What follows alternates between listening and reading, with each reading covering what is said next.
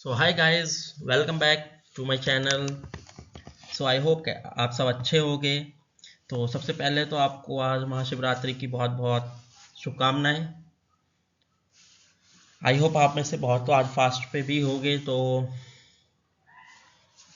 Sorry, लेकिन आज थोड़ा सा मैं आपसे डिस्कशन थोड़ा सा लंबा करने वाला हूँ, क्योंकि आज मैं आपके साथ एक नहीं बल्कि दो टॉपिक डिस्कस करूँगा। जैसे कि आप देख भी रहे हो कि आज हमारा जो टॉपिक है ना, वो दो टॉपिक्स आज हम एक साथ कवर करेंगे। जैसे कि आपका ये है एक केमिकली सिंथेसाइज ड्रग और in comparison of herbal drugs.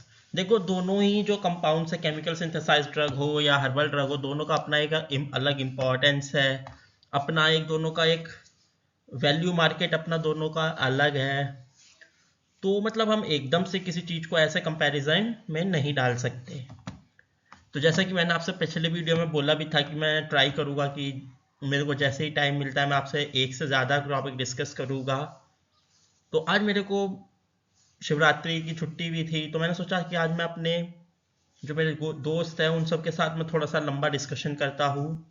तो आज इसीलिए मैं आपके साथ एक नहीं, एक साथ दो टॉपिक लेके आया, और दोनों ऐसे जो आपस में कंपैरेटिव भी है और आसानी से हम एक दूसरे के साथ आराम से हम उन्हें डिस्कस भी कर सकते हैं।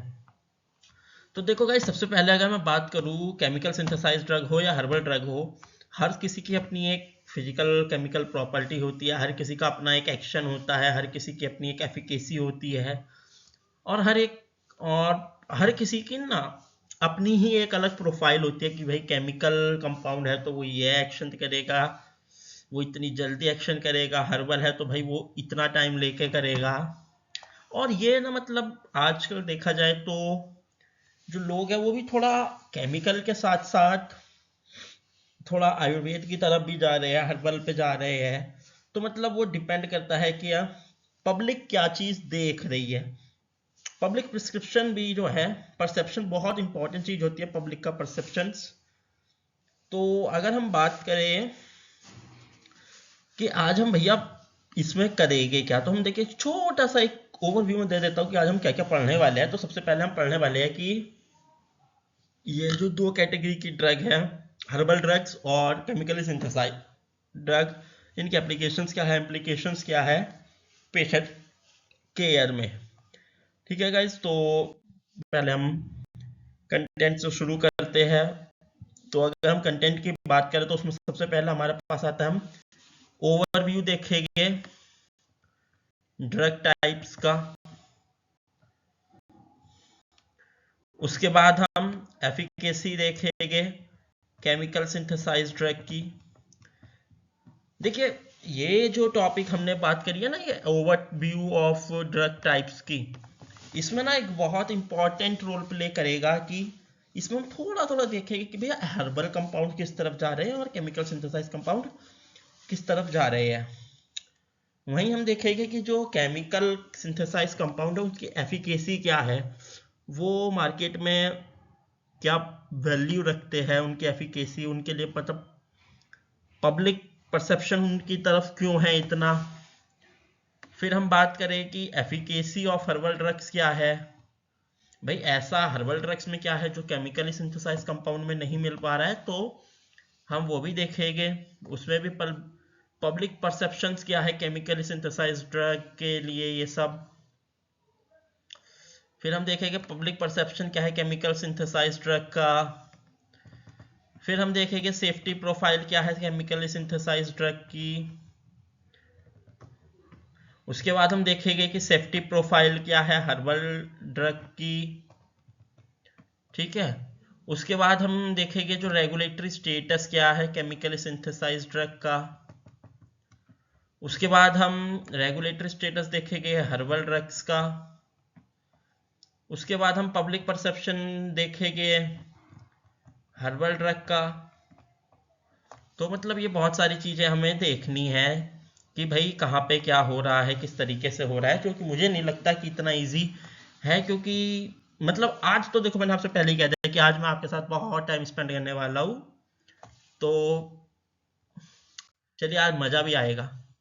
और उसके बाद हम सिर्फ उतने पे ही नहीं रुकेंगे, हम आपका उसके बाद देखेंगे कॉस्ट कंसिडरेशंस क्या है हर्बल ड्रग का, और साथ ही साथ हम ये भी देखेंगे कॉस्ट कंसिडरेशन क्या है केमिकल सिंथेसाइज्ड ड्रग का, इंटीग्रेशन क्या है हेल्थ केयर में इन दोनों ही ड्रग्स का, केस स्टडी पढ़ेंगे हम केमिकल सिंथेसाइज्ड ड्रग की, केस स्टडीज हम देखेंगे हर्बल ड्रग्स की, रिसर्च ट्रेंड्स क्या है केमिकल सिंथेसाइज्ड ड्रग के, और रिसर्च ट्रेंड्स क्या है हर्बल ड्रग्स के, एथिकल कंसिडरेशन क्या है इन दोनों ही कैटेगरी के ड्रग यूज में, और फ्यूचर डायरेक्शंस क्या है केमिकल सिंथेसाइज्ड ड्रग की। बिल्कुल देखिए जब केमिकल सिंथेसाइज्ड ड्रग है तो हर किसी का कुछ फ्यूचर होगा आज के मार्केट में, उसी तरह हर्बल का क्या फ्यूचर डायरेक्शंस हो सकती है, और फिर एट द एंड हम डिस्कस करेंगे व्हाट अबाउट द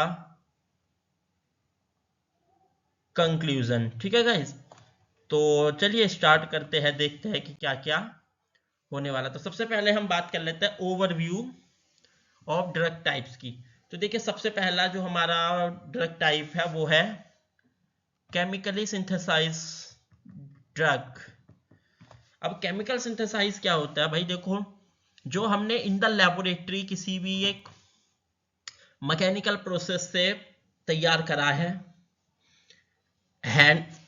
जो हमने मैकेनिकल प्रोसेस से तैयार करा है अपनी लैब के अंदर, ठीक है। जैसे कि हम बात करें पिक्रिक एसिड का हमने फॉर्मेशन कर दिया। अब आप पूछोगे पिक्रिक एसिड का हम लैब में कैसे फॉर्मेशन करेंगे, उसका देखिए सिंपल सी बात है, क्या एसीटोनाइट्राइट लीजिए, उसको आप रिएक्शन करवाइए सल्फ्यूरिक एसिड और नाइट्रिक एसिड के साथ, जिससे आपको क्या मिलेगा 4 नाइट्रो एनिलीन, जिसको हम बोलते हैं पिक्रिक एसिड। उसके बाद हम बात करते हैं आपका दूसरा हर्बल ड्रग्स पे। तो हर्बल ड्रग्स क्या होती है, देखो ये आप ना कोई केमिकल के थ्रू आप किसी नए कंपाउंड को नहीं बना रहे। हर्बल जो है ना वो सीधा जो आपका प्लांट है आप उससे लेते हो, कि जैसे हमने तुलसी से ले लिया एक्सट्रैक्ट, या नीम से कुछ ले लिया हमने, वो सब चीज है। और एक टाइप हमारे पास और आता है जिसको हम बोलते हैं बायोलॉजिक्स। गाइस देखो बायोलॉजिक्स की हम बात करें कि बायोलॉजिक्स होते क्या है, तो बायोलॉजिक्स ना ऐसे कंपाउंड्स होते हैं जो कि जो हमारे लिविंग ऑर्गेनिज्म है हम उसमें से लेते हैं, जैसे आपके जीनोम्स हो गए, प्रोटीन्स हो गए, ये सब चीजें हम लेते हैं। तो गाइस आई होप कि आपको इन तीनों ड्रग्स के जो कैटेगरी है उनका एक छोटा सा ओवरव्यू मिल गया होगा, कि अगर आपसे कल को कोई पूछता है कि भाई केमिकल सिंथेसाइज्ड ड्रग क्या होती है, तो आप सीधा बोल सकते हो कि देखो भाई केमिकल सिंथेसाइज्ड ड्रग वो ड्रग्स होती है जो कि मैन्युफैक्चर करी जाती है through the chemical process. Herbal drug क्या होती है, हर्बल ड्रग वो ड्रग्स होती है जो कि सीधा हम ड्राइव करते हैं from the natural plant sources. और बायोलॉजिक्स क्या होती है, बायोलॉजिक ड्रग्स वो होती है जो कि प्रोड्यूस की जाती है फ्रॉम द लिविंग ऑर्गेनिज्म। उसके बाद हम बात करते हैं एफिकेसी क्या है केमिकल सिंथेसाइज ड्रग्स की, ठीक है ना गाइस। तो सबसे पहले हम देखते हैं जो हमारा केमिकल सिंथेसाइज ड्रग्स होती है वो एक स्पेसिफाइड टारगेट एक्शन के लिए बनाते हैं हम जो है उसी हिसाब से अपना ड्रग मॉलिक्यूल डिजाइन करेंगे जिस हिसाब से हमें रिक्वायर्ड होगा। अगर हमें ये पता है कि भाई हमारा जो ड्रग हम सीधी सी बात है, हम कह रहे हैं कि भैया हमें इन्फ्लामेशन के लिए ड्रग चाहिए, तो हम वही मॉलिक्यूल्स बनाएंगे जिसमें सिर्फ एंटी इन्फ्लामेटरी इफेक्ट होगा, ठीक है। जैसे डाइक्लोफिनेक हमने बना दिया। फिर अगर हम बात करते हैं कंसिस्टेंसी की, इसकी दूसरा फैक्टर आता है कंसिस्टेंसी की, तो हम ये भी देखते हैं कि हम जो लैब में प्रोसेस कर रहे हैं वो कितना पोटेंट होने वाला, उसकी एफिकेसी क्या होने वाली है, हम वो सब चीजें मेजर करते हैं, उसको ध्यान में रखते हैं और प्रोसीडिंग उसकी कंटिन्यूसली करते रहते हैं, ठीक है। उसके बाद हम बात करते हैं रिसर्च बैक्ड, बिल्कुल, क्योंकि अगर हम एफिकेसी की बात करें तो हम पहले ये देखें कि उसकी बैक हिस्ट्री क्या है। तो जो एक्सटेंसिवली स्टडीज हुई है for the safety and effectiveness के लिए, उसमें से हम ये देख सकते हैं कि भाई हमारा जो आज तक हमने लेबोरेटरी में प्रोसेस करी है जो चीज़ें, वो कितनी ज़्यादा इफेक्टिव है, उनका क्या क्या एक्शन है, और वगैरह वगैरह आप इसमें इस तरीके से चेक कर सकते हो। वहीं हम बात करें तो जैसे देखो मैं बता ही रहा था, अब हम इसको थोड़ा सा और अच्छे से बात कर लेते हैं। टारगेटेड एक्शन कि वो इंटरेक्ट करता है कि स्पेसिफिक डिसीज के साथ, जैसे कि हमने बात करी कि हमें एंटी इन्फ्लामेटरी इफेक्ट वाला कोई ड्रग चाहिए था तो हमने वो बनाया। उसके बाद जो है आपका जो केमिकल सिंथेसाइज ड्रग है उसकी एफिकेसी चेक करने के लिए हम क्लिनिकल ट्रायल्स कर रहे हैं, जो मैं आपसे पहले भी एक दो वीडियो में डिस्कस आपसे कर चुका हूँ कि केमिकल सिंथेसाइज कि हम जो भी हमारे नेचुरल कंपाउंड्स वो लैब केमिकल कंपाउंड्स होते हैं उनके लिए क्लिनिकल ट्रायल्स करते हैं। और जो हमारा केमिकल सिंथेसाइज कंपाउंड होता है ना, बहुत फास्ट एक्टिंग होते हैं, वो एक बहुत ही लेस टाइम में आपको हाईली इफेक्टिव एक्टिविटी शो करते हैं। जैसे सपोज कीजिए आपको बहुत तेज पेन हो रहा है, किसी को सपोज कीजिए किडनी स्टोन का पेन हो रहा है, आप उसको एक ट्रामाडोल का इंजेक्शन दे दीजिए, वो बहुत जल्दी उस पर एक्शन शो करता है और आपको रिलीफ दे देता है। वहीं जो आपके केमिकल सिंथेसाइज ड्रग्स होती है उनकी ना एक स्टैंडर्डाइज डोजेज होती है जो बताती है उसकी कंसिस्टेंसी क्या है, उसका इफेक्ट क्या है, इस तरीके से वो आपको दिखाती है। इसके अलावा भी मतलब कहा जाए तो बहुत सारे एक्टिविटीज है जो हम इसमें डिस्कस कर सकते हैं। या अगर मैं बात करूँ इसी में आपको मैं एक एग्जांपल और दे देता हूँ। जैसे हमने फास्ट एक्टिंग की बात करी, हमने किडनी स्टोन की बात करी। आज के टाइम में सबसे ज्यादा देखिए प्लेयर, मैं थोड़ा स्पोर्ट्स की तरफ जाता हूँ। आज के टाइम में आप क्रिकेट देख लीजिए, अभी चैंपियंस ट्रॉफी चल रही है, तो वहां अगर किसी प्लेयर को इंजरी होती है या उसको कहीं पर बॉल लग जाती है तो वहां पे क्या करता है फिजियो, आपको एक स्प्रे लगाता है। अब वो स्प्रे क्या है, अब उस स्प्रे लगाने के बाद ये तो नहीं है ना कि वो आप 1 घंटे तक या 2 घंटे तक आपको वेट करना पड़ेगा कि मेरा हाथ पे कब रिलैक्स मिलेगा। वो इतने फास्ट एक्टिंग स्प्रेज बनाए जाते हैं ना कि ऑन द स्पॉट लग के आप कूलिंगनेस दे देते हैं, जिसकी वजह से आप अपना मैच कंटिन्यू ऑन द कर सकते हैं। ठीक है, तो अब हमने एक चीज तो पढ़ ली कि भाई केमिकल सिंथेसाइज कंपाउंड की एफिकेसी क्या है। अब हम बात करते हैं कि हर्बल ड्रग की एफिकेसी क्या है। तो सबसे पहली बात भाई ये होते हैं नेचुरल इंग्रेडिएंट्स। अब देखो जो केमिकल सिंथेसाइज कंपाउंड होता है वो क्या है भाई, हम तो केमिकल से शुरू करते हैं, केमिकल प्रोसेस चलाते हैं और हम नया कंपाउंड ले लेते हैं। लेकिन जो हर्बल ड्रग्स होती है वो है भैया नेचुरल इंग्रेडिएंट्स, वो सीधा आपको ड्राइव फ्रॉम द एनिमल्स, वो सॉरी एनिमल्स कह रहा हूँ, ड्राइव फ्रॉम द प्लांट। जैसे कि नीम से ले लिया, टी लीफ से आपने ले लिया कुछ उस तरीके से। फिर ये जो है आपका जो हर्बल ड्रग्स होते हैं इनका अपना एक ट्रेडिशनल यूज होता है।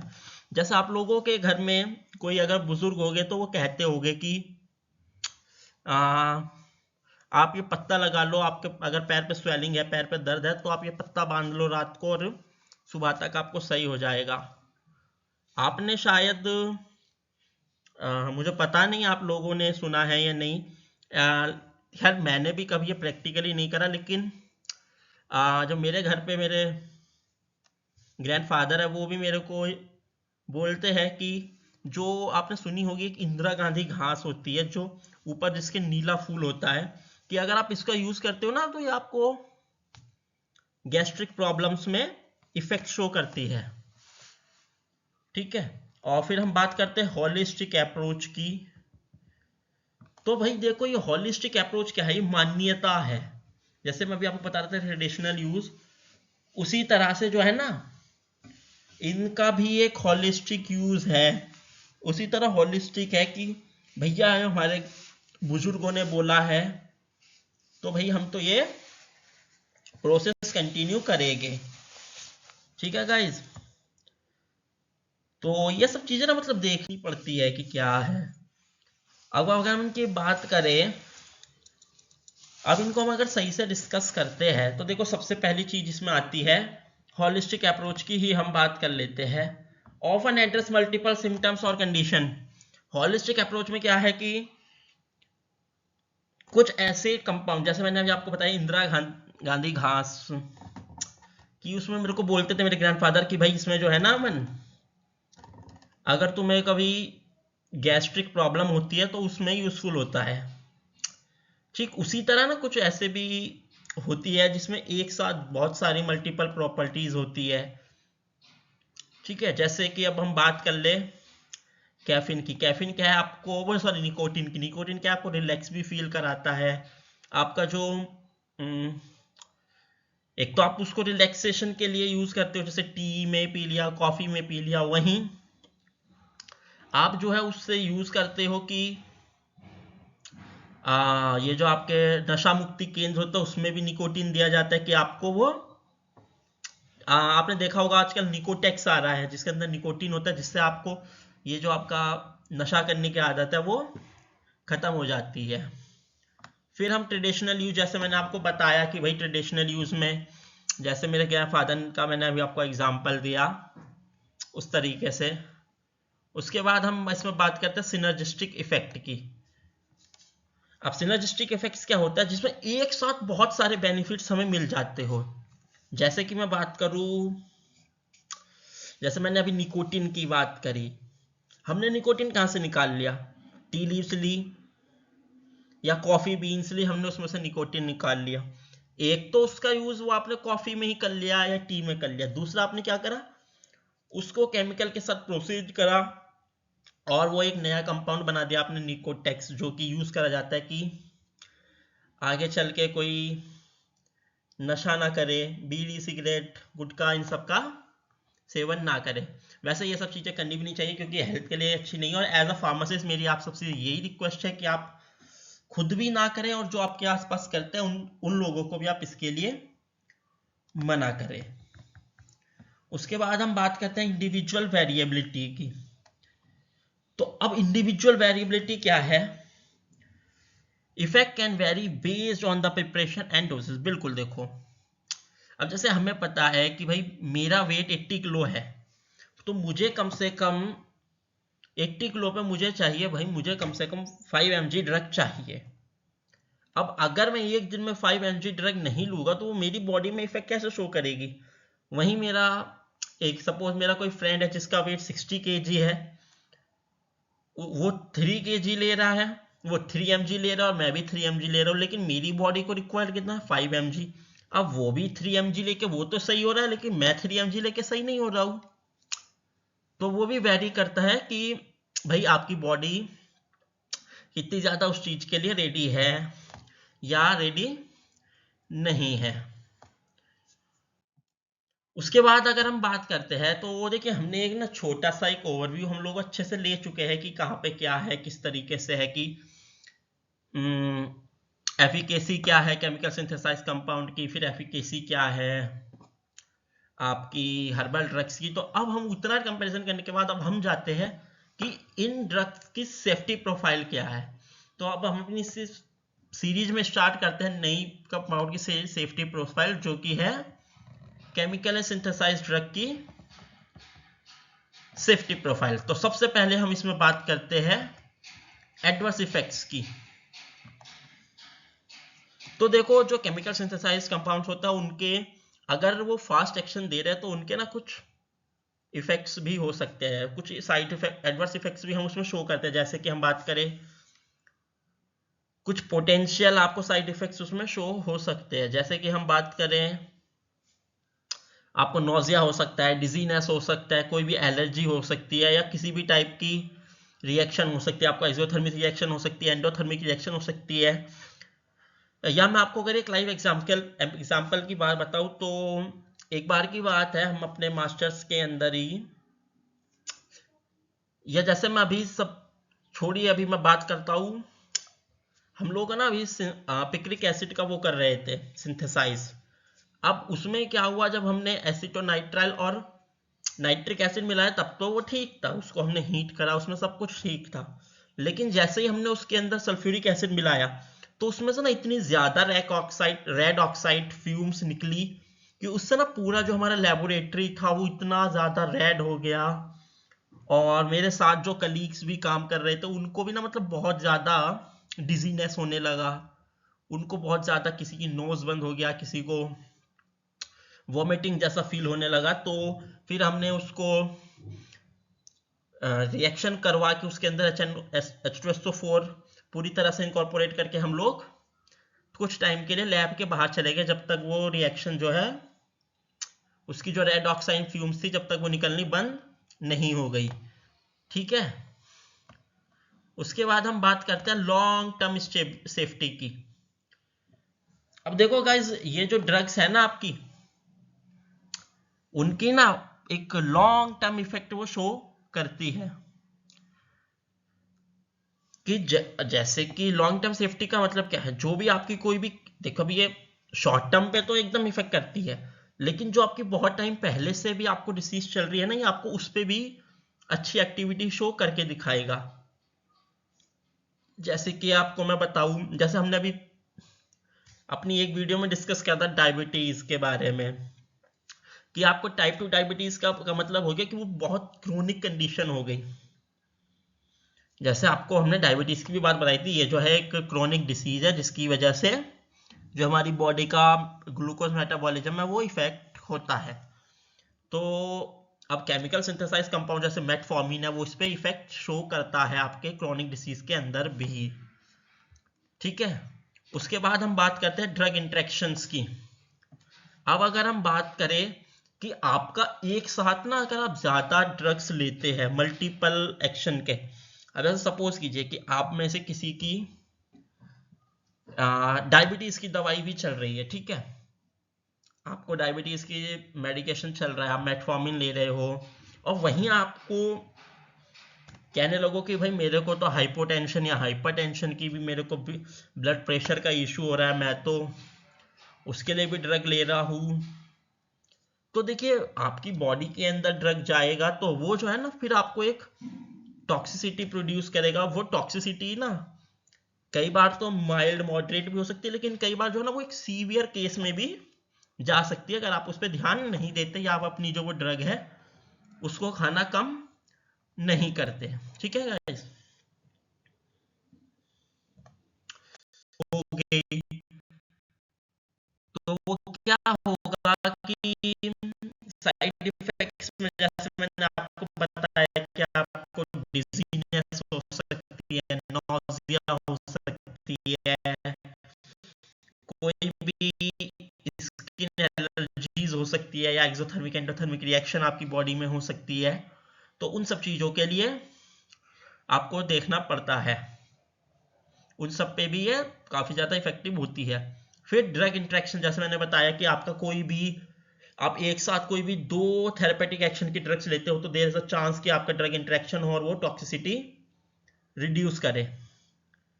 ठीक है, उसके बाद मॉनिटरिंग। अब मॉनिटरिंग में क्या होता है, जो केमिकल सिंथेसाइज कंपाउंड्स होते हैं ना, वो मैंने आपको बताया था कि ये मोनीज, ये सारे के सारे मैंने एक वीडियो में डिस्कस भी करा था कि भैया जितने भी आपके केमिकल सिंथेसाइज कंपाउंड होते हैं ना, वो आपके ट्रीटमेंट के टाइम पे उनका प्रॉपर मॉनिटरिंग होती है। जैसे किसी भी डॉक्टर ने आपको एक एंटीबायोटिक दे दी, अब वो क्या है, जब तक आपका वो ट्रीटमेंट चलेगा, आप जैसे फिर 3 दिन बाद डॉक्टर के पास जाते हो तो आपसे ना डॉक्टर पहले उसकी मॉनिटरिंग करता है कि भाई आपने ये लिया, आपको क्या क्या चेंजेस हुए आपकी बॉडी के अंदर, किस किस तरीके से उसमें काम हुआ। तो वो सब चीजें ना आपको वहां पे देखी जाती है कि हाँ ये हमारी बॉडी में इस तरह से इफेक्ट कर रहा है, नहीं कर रहा है, तो वो सब चीजें इंपॉर्टेंट हो जाती है। ठीक है ना गाइस, वहीं अगर हम बात करें कि भैया अब पब्लिक परसेप्शन क्या है हर्बल ड्रग्स का, अब पब्लिक परसेप्शंस क्या है हमारे हर्बल ड्रग्स का। तो सबसे पहली बात, जो हर्बल ड्रग्स है ना, उसने धीरे धीरे, देखिए पहले जब एलोपैथी नहीं था तब हर्बल था, सिद्धा था, यूनानी था, इन सब ने अपना एक ट्रस्ट बना रखा था, लेकिन उसके बाद धीरे धीरे केमिकल कंपाउंड्स आए जिन्होंने कहा कि भाई हम फास्ट एक्टिंग है, उन्होंने अपना एक ट्रस्ट बिल्ड करा, मार्केट अपना सेट करा, और उसी तरह ना हर्बल ने फिर से धीरे धीरे अपना जो ट्रस्ट है वो फिर से इंक्रीज करा है। जैसे कि अभी आपने देखा होगा कोविड के अंदर ना बहुत लोगों ने हर्बल को यूज करा है, कुछ लोगों ने हाँ पैरासीटामोल वगैरह यूज करी है, मैं उस चीज के लिए मना नहीं कर रहा हूँ, लेकिन बहुत से लोगों ने योगा, हर्बल, इन सब चीज़ों का यूज़ करा है, जिससे उनका जो इम्यूनिटी सिस्टम है वो स्ट्रांग रहा है। दूसरा चीज़ आती है पब्लिक परसेप्शन में कल्चरल एक्सेप्टेंस। भाई जैसे मैंने आपको बोला कि हमारे जो बुजुर्ग लोग हैं वो हमें शुरू से बताते आए हैं कि भाई आपका जो ये कोई भी घास है या कोई भी फूल है उससे ये होता है, तो मतलब वो हमारा एक कल्चर बनता जा रहा है कि भाई हम लोगों की साइकोलॉजी में फिट है कि भाई हम ऐसे करेंगे तो हमें, या हम ये चीज़ खाएंगे तो हमें ये हो जाएगा, ये चीज़ खाएंगे तो हमें इस चीज़ से सेफ्टी मिलेगी। फिर हम इसके जो तीसरा परसेप्शन आता है वो आता है सेफ्टी कंसर्न्स।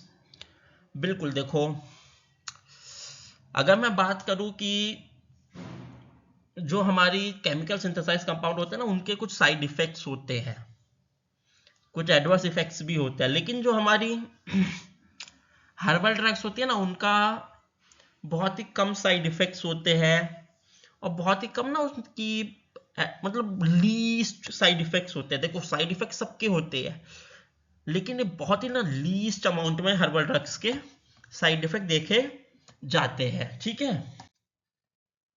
फिर जैसे कि हमने बात कर रहा था कि भाई ये सब अपने आप में एक नेचुरल ड्रग्स है, तो ये सीधा आप जो है प्लांट से लेते हैं, तो उसके जो एक चांस होते हैं कि इससे भाई हमारी बॉडी में कोई allergic reaction side effect show करेगा, तो वो बहुत चांसेस उसके कम हो जाते हैं, क्योंकि वो ऑटोमेटिकली टोटल नेचर से मिला हुआ है। दूसरा हम बात करते हैं उसका लैक ऑफ स्टैंडर्डाइजेशन।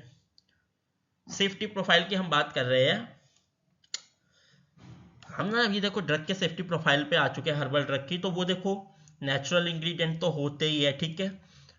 हाँ, लेकिन जो आपके बात ये जो पॉइंट है ना सेफ्टी प्रोफाइल में बहुत इंपॉर्टेंट आ जाता है आपका, कि भाई आपके पास जो स्टैंडर्ड है, अब देखो आप केमिकल कंपाउंड्स की आप बात कर लो, उसके लिए आपको स्टैंडर्डाइज करने के लिए आपको ब्रिटिश फार्माकोपिया मिल जाएगा, यूएसपी फार्माकोपिया मिल जाएगा, यूरोपियन फार्माकोपिया मिल जाएगा, इंडियन फार्माकोपिया मिल जाएगा। इतने सारे फार्माकोपिया आपके पास अवेलेबल है, जिसमें ऑलमोस्ट सभी केमिकल कंपाउंड्स के बारे में हर एक chemical test, identification test, adverse effect, mechanism of action सब लिखा होता है।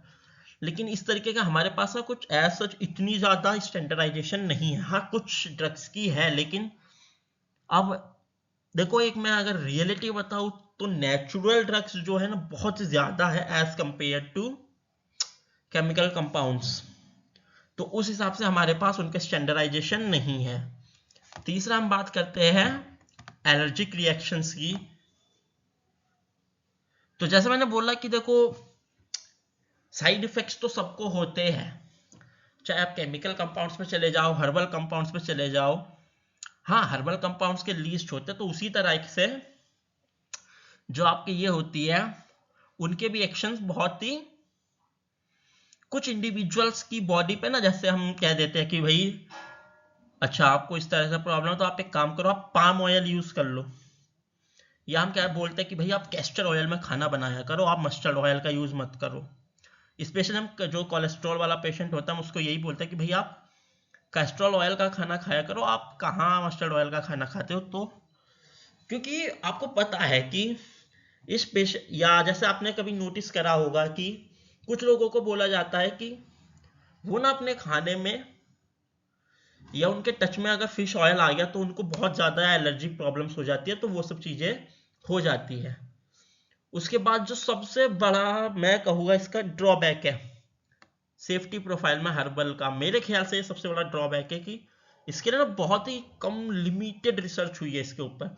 जितनी ज़्यादा रिसर्च केमिकल कंपाउंड्स के ऊपर होती है उतनी ही कम रिसर्च हर्बल ड्रग्स के ऊपर होती है, जो कि और इस चीज के लिए मैं मानता हूं, लेकिन मैं खुद भी जो एक केमिकल कंपाउंड, मैंने तो देखो दोनों को कंबाइन करके कर रहा हूं मैं अपनी रिसर्च, तो मैं केमिकल को भी कर रहा हूं और हर्बल को मैं दोनों को इनकॉर्पोरेट करके रिसर्च कर रहा हूं। रेगुलेटरी स्टेटस क्या है आपके केमिकल सिंथेसाइज कंपाउंड्स के? तो सबसे पहली बात अप्रूवल प्रोसेस। अप्रूवल प्रोसेस क्या है भैया? देखो मैंने आपसे पहले भी बोला था कि जो भी आपका केमिकल सिंथेसाइज कंपाउंड होता है उसके लिए आपको ना पहले जब भी आप उसकी कोई टेस्टिंग वगैरह करते हो या कोई, चलो टेस्टिंग तो बहुत बात की बात चलेगी, कोई आप हाई कोई क्रॉनिक डिसीज पे या डेंजरस केमिकल का यूज करो, जैसे आप कोई बायोएक्टिव कंपाउंड का यूज कर रहे हो, तो उसके लिए ना आपको एक एथिकल कंसिडरेशन लेना जरूरी है कि स्पेसिफाइक इंस्टीट्यूट से या किसी से भी जो उस चीज को अलाउ करती है, ठीक है। दूसरा जो है इनका रेगुलेटरी ने बोल रखा है कि भाई आपका जो भी कंपाउंड बनेगा उसका रेगुलर मार्केटिंग सर्विलियंस होगा, जिसमें लिखा है कि post market surveillance ensure the ongoing safety and efficacy monitoring.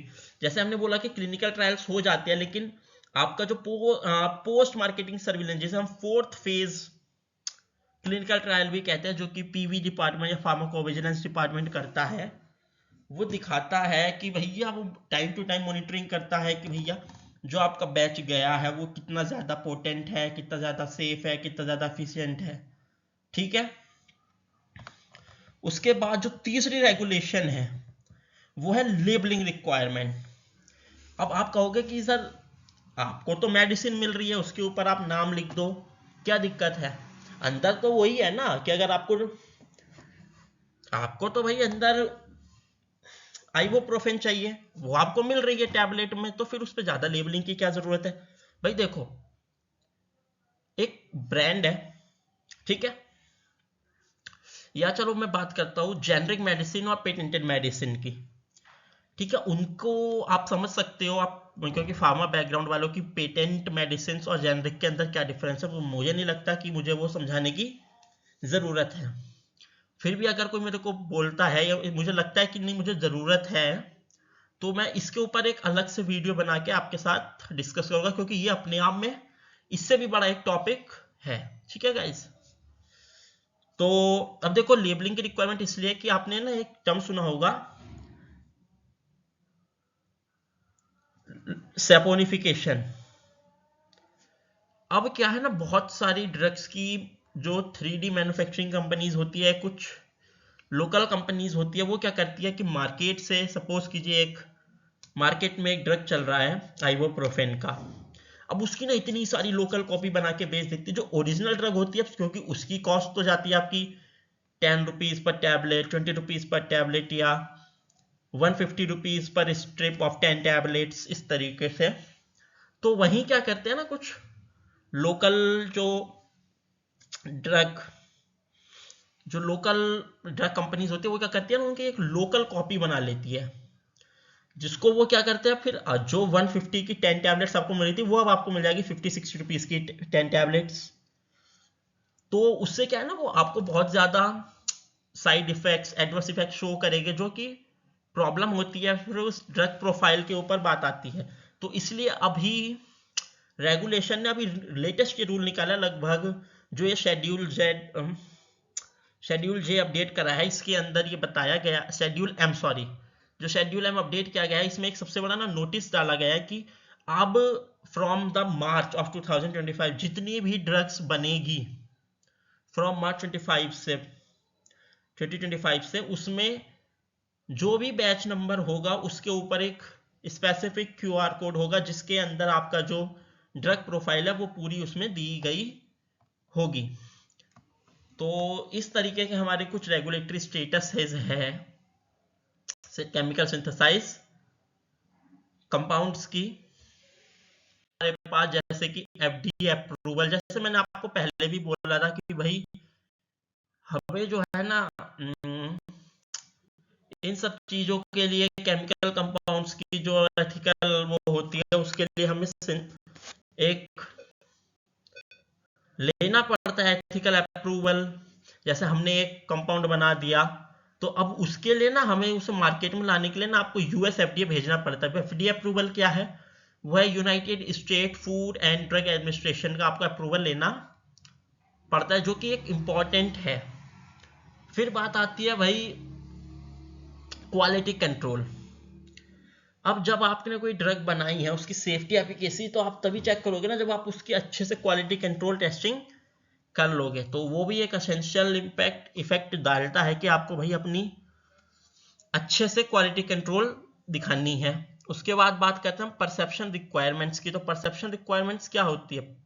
Prescription requirement, sorry, prescription requirement often regulated and the required health care provide oversight. अब जो किसी पेशेंट को रिक्वायर्ड है उसी हिसाब से आपको ड्रग केमिकल सिंथेसाइज दी जाएगी। ये नहीं कि भाई उसको एक ही मॉलिक्यूल चाहिए, आप उसको दो दो तीन तीन मॉलिक्यूल दिए जा रहे हो। ठीक है, अब हम बात करते हैं, हमने अभी तक बात करी कि जो केमिकल सिंथेसाइज कंपाउंड है उसका रेगुलेटरी स्टेटस क्या है। अब हम बात करते हैं कि भाई जो हर्बल ड्रग है उसका रेगुलेटरी स्टेटस क्या है। ठीक है गाइज, तो उसका रेगुलेटरी स्टेटस की हम बात करते हैं तो सबसे पहली बात आती है रेगुलेटरी फ्रेमवर्क की। अब ये जो हमारा रेगुलेटरी फ्रेमवर्क है ना गाइज, उसमें हम लोग हर इनका ना मतलब अक्रॉस इंडिया में बहुत ज्यादा ग्रोथ है नहीं। मतलब हमारे इंडिया में तो इनकी बहुत सारी वो है कि हम कहते हैं कि इस तरीके से हमें मिल जाएगी ये। हाँ तो गाइज, जैसे हमने बोला कि रेगुलेटरी क्या है हर्बल ड्रग्स के लिए, तो पहले ना हमें कोई भी अगर हर्बल ड्रग लानी है तो उसके लिए ना आउटसाइड प्लान, या जिसको हम कहते हैं ना आउटलाइन बनानी पड़ती है किसी भी काम को करने के लिए। वो हमें बना के देना पड़ता है, टाइप ऑफ प्रपोजल। उसके बाद हम उसकी अप्रूवल प्रोसेस, जो आपका प्रपोजल होता है उस पर अप्रूवल प्रोसेस चलती है। ठीक है, जिसमें आपका ड्रग ऑथेंटिकेशन वगैरह सब होता है। फिर उसका जो है आपका मार्केट सर्विलेंस भी होता है कि आप जो भी ड्रग यूज कर रहे हो उसका कोई मार्केट में साइड इफेक्ट तो नहीं चल रहा उस ड्रग का। ये सब चीजें आपको देखनी पड़ती है। और उसमें जो है ना लेस स्ट्रिंजेंट रेगुलेशंस, बिल्कुल। देखो अगर हम बात करें केमिकल सिंथेसाइज कंपाउंड की, तो मैंने आपको अभी तो बताया कि उसमें बहुत सारी रेगुलेशंस होती है। वहीं देखो तो इसमें ना बहुत ही कम रेगुलेशंस है। आप एक बार अपना जो कंपाउंड है आपने उसको ऑथेंटिकेट करा लिया, उसके बाद आप उसके साथ एक्सट्रैक्शन प्रोसेस करो, किसी भी तरह से आप प्रोडक्ट निकाल सकते हो, उसमें कोई दिक्कत नहीं आती। फिर बात आती है क्वालिटी कंसर्न्स की। तो जैसे मैंने आपको बताया कि उनके लेस साइड इफेक्ट्स होते हैं, तो उसकी मतलब कोई इतना ज्यादा ना उसकी से क्वालिटी का कंसर्न नहीं आता कि नहीं हमने ये नहीं करा तो ये नहीं होगा, ये नहीं करा तो ये नहीं होगा। ठीक है, फिर हम बात करते हैं इसकी कुछ लिमिटेड ओवरसाइट्स की। बिल्कुल इनकी है नहीं आज के टाइम में कि भाई आप ये करके दो, इस तरह से हमें करके दो। मतलब वो इतना आसान नहीं होता कि आप टेस्टिंग उसकी करते रहते हो। और मतलब उसकी केमिकल सिंथेसाइज कंपाउंड के कंपैरिजन में इनकी जो टेस्टिंग है वो बहुत ही कम हो गई है आज। ठीक है ना गाइस,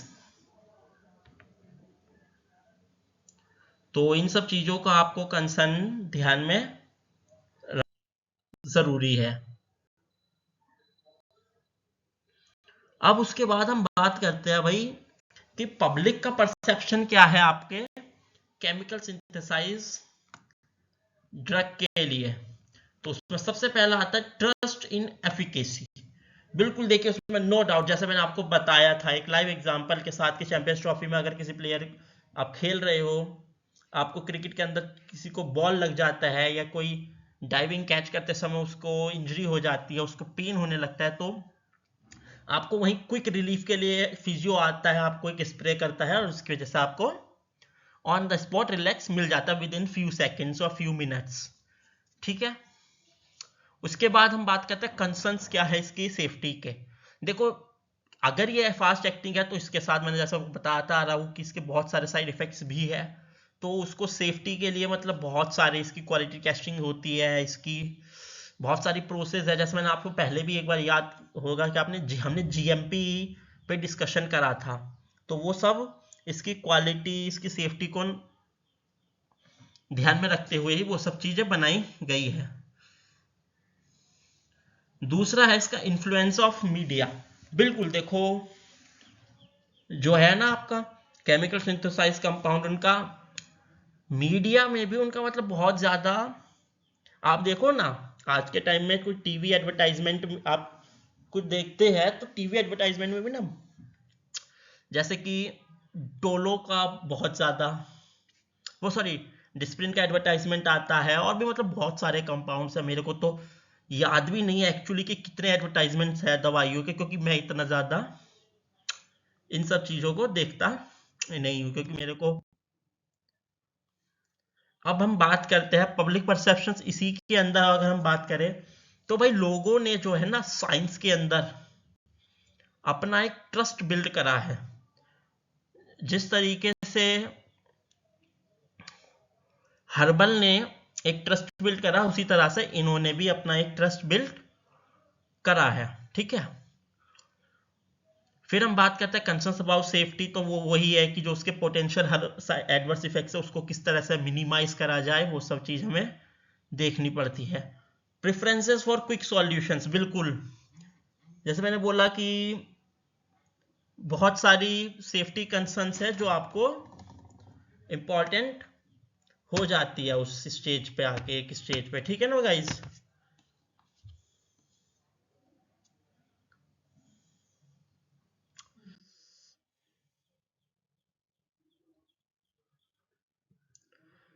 अब हम बात करते हैं कि भाई पब्लिक का परसेप्शन क्या है अबाउट हर्बल ड्रग्स। तो अगर हम पब्लिक परसेप्शन की बात करें हर्बल ड्रग्स पे, तो वो है एक पॉजिटिव एटीट्यूड, क्योंकि उनका अपना एक वो होता ही नहीं है,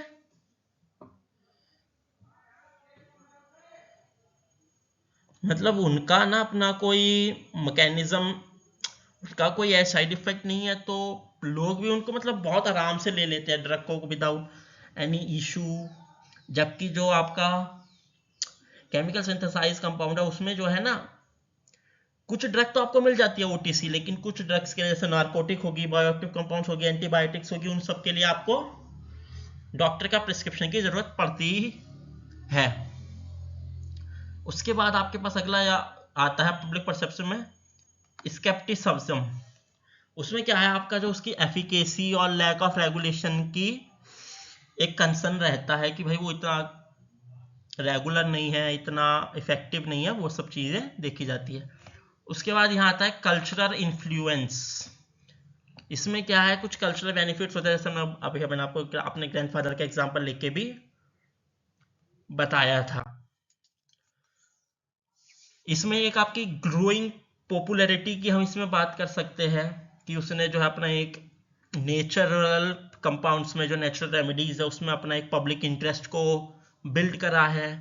स्पेक्टिसिज्म में जैसे मैंने बताया कि कुछ हर्बल ड्रग्स जो है लेस इफेक्टिव होते हैं, बट वो पता नहीं चल पाता due to the lack of regulations. उनके बाद कुछ कल्चरल सिग्निफिकेंसेस, वो सब चीजें आपको देखनी पड़ती है।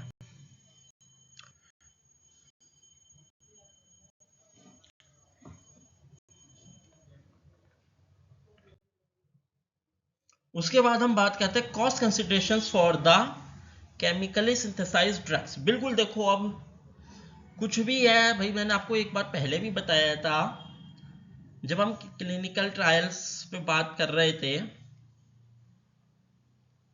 क्लिनिकल ट्रायल्स और प्री क्लिनिकल ट्रायल पे, भाई ये बहुत ज्यादा कॉस्ट इफेक्टिव होती है आपकी एलोपैथिक मेडिसिन सिस्टम।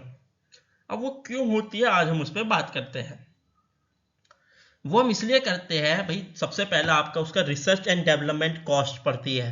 जैसे मैंने आपको बताया था कि कोई भी कंपाउंड ये नहीं है कि भाई पहली बार में आपने कुछ डाला और बन गया, वो नहीं बन सकता पहली बार में, तो चांस ही नहीं है कि वो बन जाए।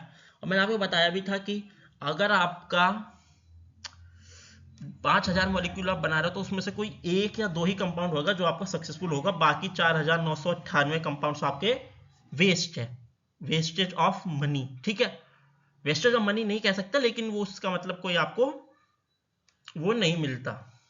उसके बाद उसके जो मैन्युफैक्चरिंग एक्सपेंसेस होते हैं, बिल्कुल देखो मैन्युफैक्चरिंग एक्सपेंसेस में रॉ मटेरियल आप पहले लोगे, उसके बाद उसका granulation, wait granulation, dry granulation वो करोगे, उसके अलग खर्चे है। उसके बाद कंप्रेशन हो गया, कोटिंग हो गया, पैकिंग हो गया,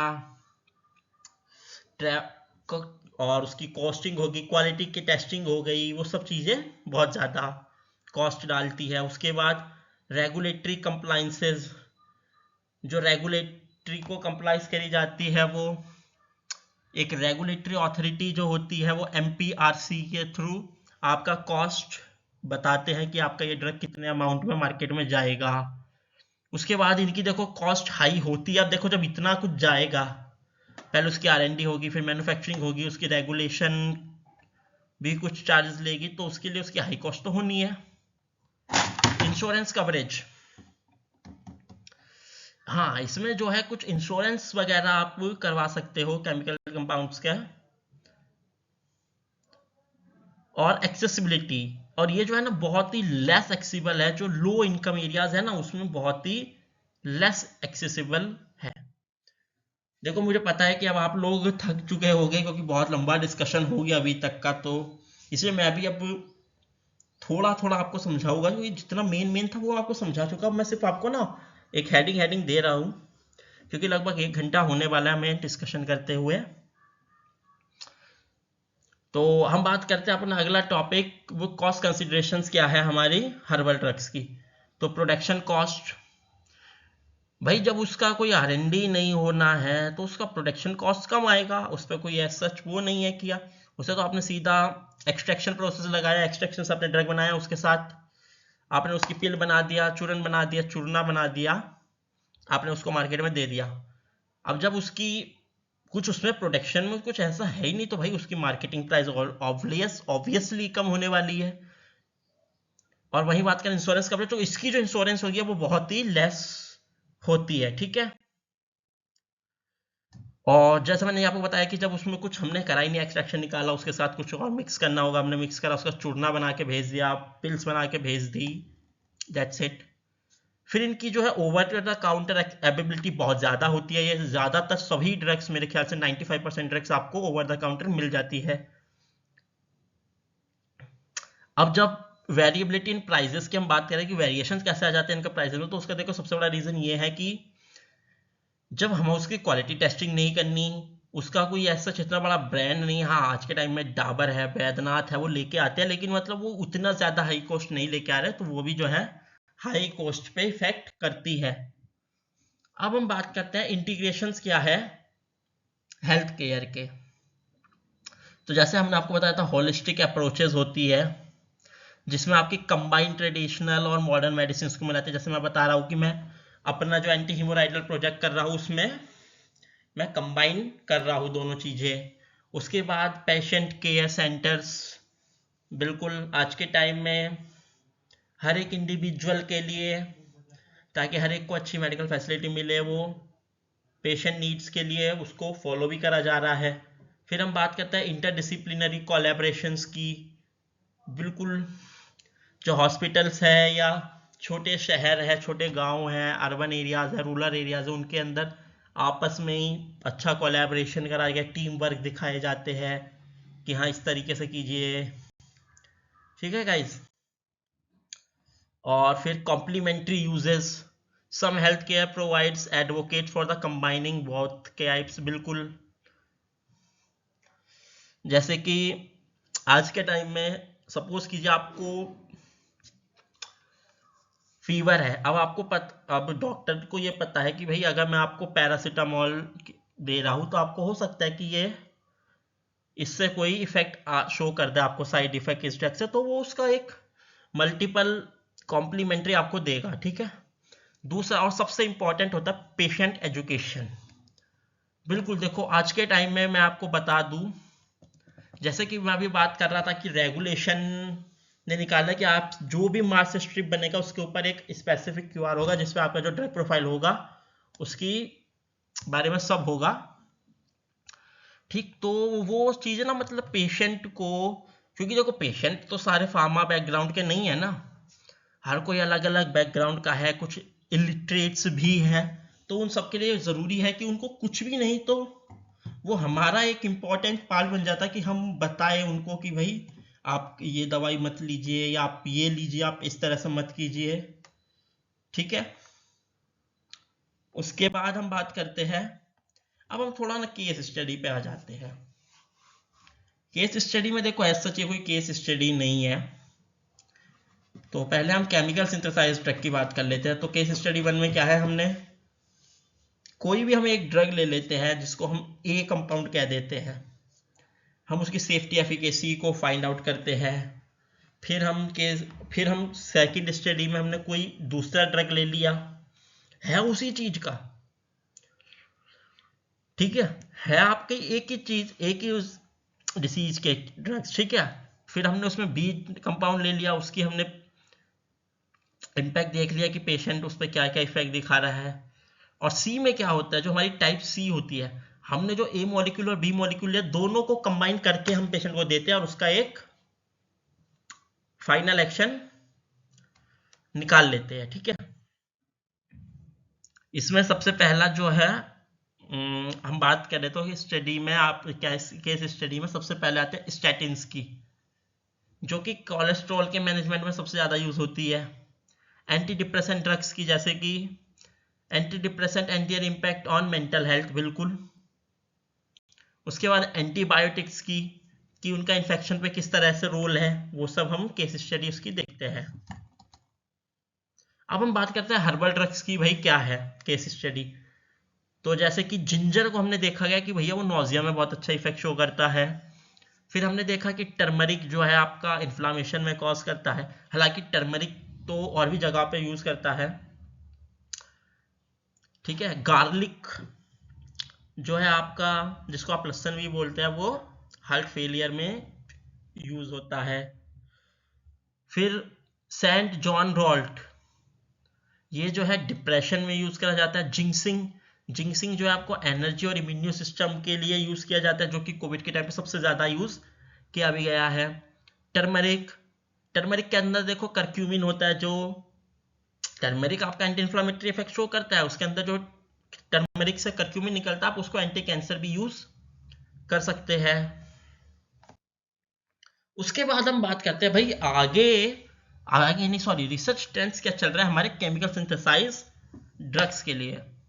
और ये ना बहुत इंपॉर्टेंट टॉपिक है, इसलिए इस पे मैं थोड़ा सा टाइम लेना चाहूंगा। सबसे पहला एमर्जिंग टेक्नोलॉजी, जिस तरह से आजकल धीरे धीरे टेक्नोलॉजीज आ रही है, हमने पिछले वीडियो में भी डिस्कस करा था अपनी एक वीडियो में कि एआई ने किस तरह से कोलैबोरेट कर लिया हमारे एनालिटिकल केमिस्ट्री के साथ, ठीक है। और फिर ऊपर से पर्सनलाइज मेडिसिन जैसा एक कॉन्सेप्ट है, आपने पहले भी एक दो बार डिस्कस कर लिया है। अब इसमें टारगेटेड थेरेपी, जैसे मैंने बोला भी था कि स्पेसिफाइड साइट पे ही एक्ट करती है ये। और रेगुलेटरी इनोवेशंस, रेगुलेटरी कहती रहती है कि आपका जो ऑलरेडी मार्केट में है उसके लिए कुछ नए नए कंपाउंड मॉलिक्यूल्स आप बनाते रहिएगा। और पर्सनलाइज मेडिसिन, जैसे मैंने आपको बोला ही था कि भैया वो एक इंडिविजुअल पर्सन के लिए ही वो उस तरह से दवाई बनाई जाती है। फिर बायोटेक्नोलॉजिकल एडवांसमेंट, बिल्कुल आजकल बायोटेक्नोलॉजी में भी देखो बहुत सारे एडवांसमेंट्स आ गए हैं, बैक्टीरियल और माइक्रोबायोलॉजी में भी एडवांसमेंट्स आ गए हैं। कॉम्बिनेशन थेरेपी जो है वो आजकल एनहांस पोटेंशियल कर रही है, उनकी जो पोटेंशियल वो एनहांस कर दी गई है, एंड सो ऑन। अब वहीं हम बात करें कि रिसर्च ट्रेंड्स क्या चल रहे हैं हर्बल ड्रग्स में। तो भाई देखो हर्बल ड्रग्स की जो है उसने इंक्रीज, धीरे धीरे अब लोग जो है कोविड के बाद से उस पर थोड़ा सा अपना इंटरेस्ट बढ़ाते जा रहे हैं। रेगुलेटरी धीरे धीरे कुछ डेवलपमेंट्स कर रही है अपना, और इंटीग्रेशन जो है उसमें हो रहा है कि वही कि combining health and conventional treatment को कंबाइन कर रहे हैं, ठीक है गाइस।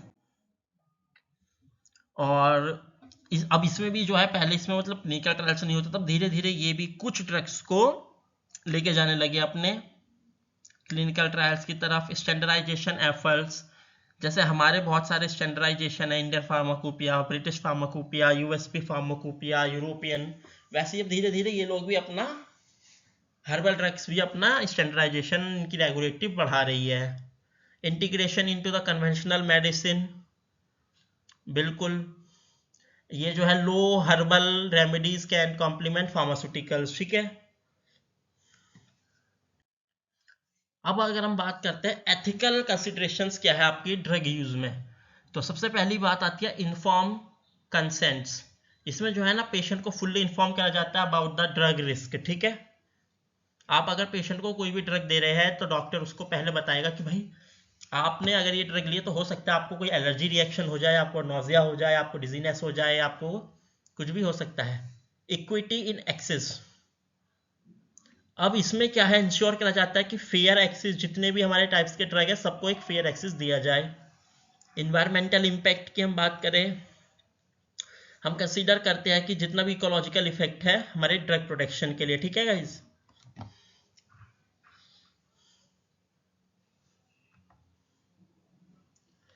तो मतलब ये सब चीजें ना हमें देखनी पड़ती है।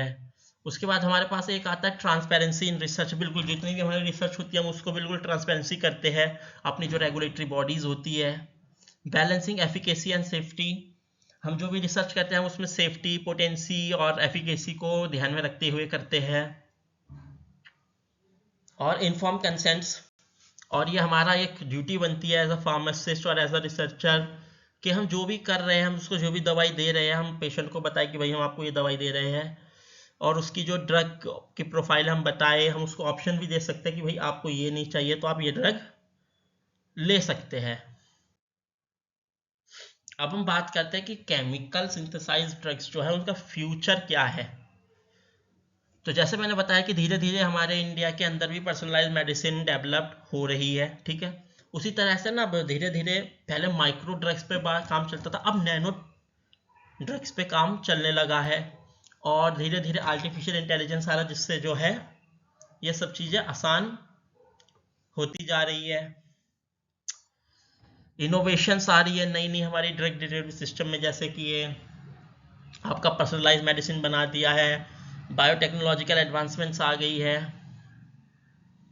और जो मतलब बहुत ही रियर डिसीजेज है अब उनके ऊपर भी ना फोकस करा जाने लगा है, जैसे गैस्ट्रिक कैंसर।